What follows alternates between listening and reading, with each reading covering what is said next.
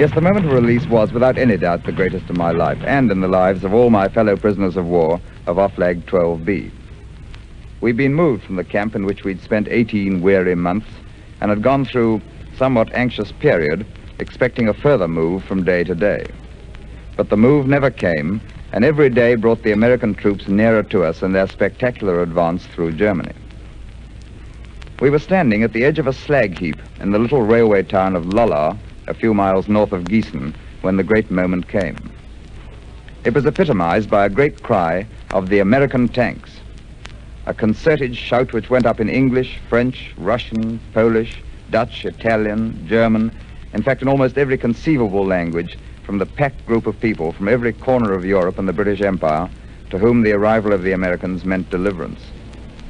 To us of Oflag XIII B, the senior British officers' camp in Germany, which included 11 brigadiers, it meant the end of a long, weary term of imprisonment dating back to Dunkirk days for some.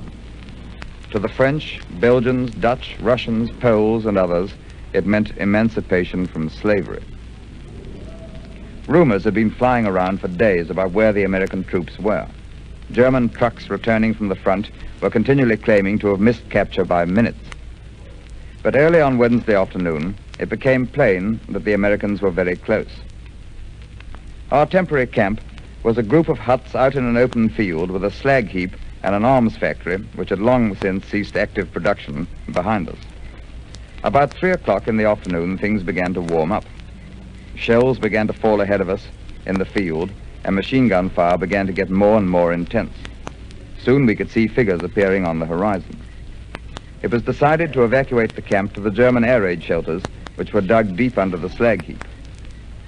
Our German guards no sooner entered the shelters than they unbuckled their arms and threw them in heaps in corners of the shelter. They'd been a little bit embarrassed about their arms for some time. They thought they wouldn't get a very good reception from the Americans if they were armed. I dumped my belongings in the shelter and went outside. The noise of the battle increased. And then suddenly, out of a wood, came the American tanks and tracked troop carriers. Everyone became delirious with excitement.